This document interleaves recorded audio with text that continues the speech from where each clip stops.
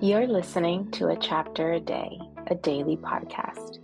The Bible comes alive as we read a chapter out loud each day.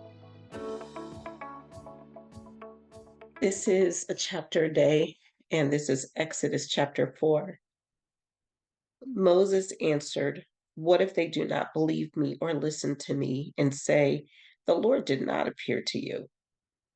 Then the Lord said to him, "What is that in your hand?" "A staff," he replied. The Lord said, "Throw it on the ground." Moses threw it on the ground, and it became a snake, and he ran from it. Then the Lord said to him, "Reach out your hand and take it by the tail." So Moses reached out and took hold of the snake, and it turned back into a staff in his hand.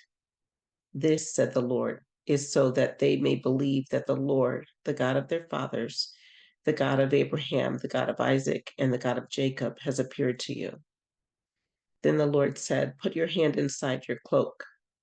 So Moses put his hand into his cloak, and when he took it out, the skin was leprous. It had become as white as snow. "Now put it back into your cloak," he said.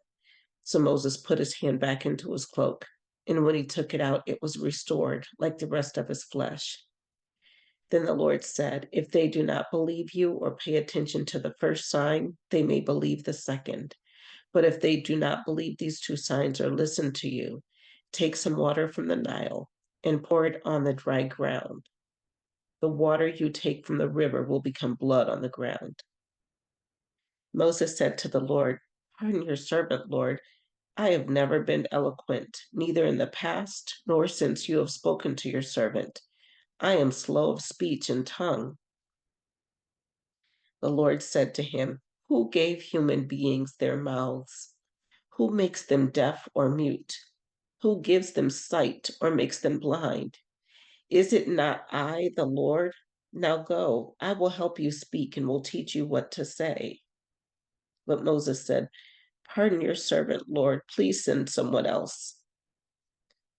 Then the Lord's anger burned against Moses, and he said, "What about your brother, Aaron the Levite? I know he can speak well. He is already on his way to meet you, and he will be glad to see you.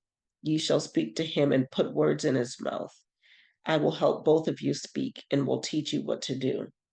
He will speak to the people for you, and it will be as if he were your mouth and as if you were God to him.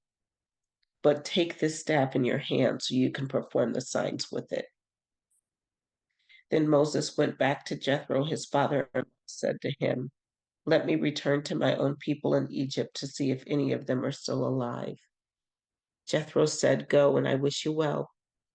Now the Lord had said to Moses in Midian, "Go back to Egypt, for all those who wanted to kill you are dead."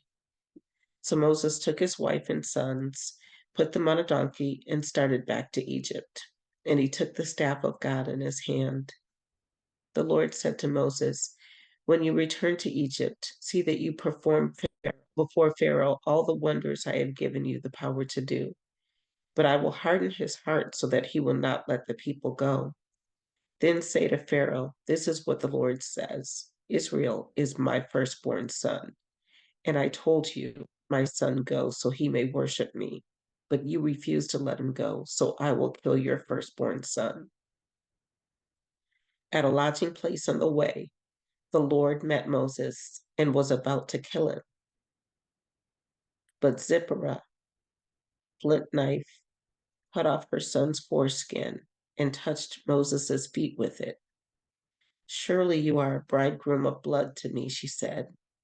So the Lord let him alone.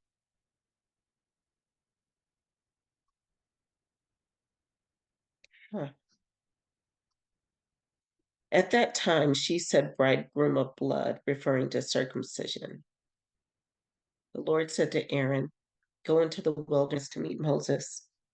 So he met Moses at the mountain of God and kissed him.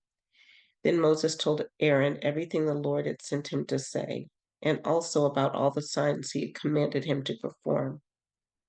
Moses and Aaron brought together all the elders of the Israelites, and Aaron told them everything the Lord had said to Moses. He also performed the signs before the people, and they believed. And when they heard that the Lord was concerned about them and had seen their misery, they bowed down and worshiped. That was Exodus chapter 4. Have a good night.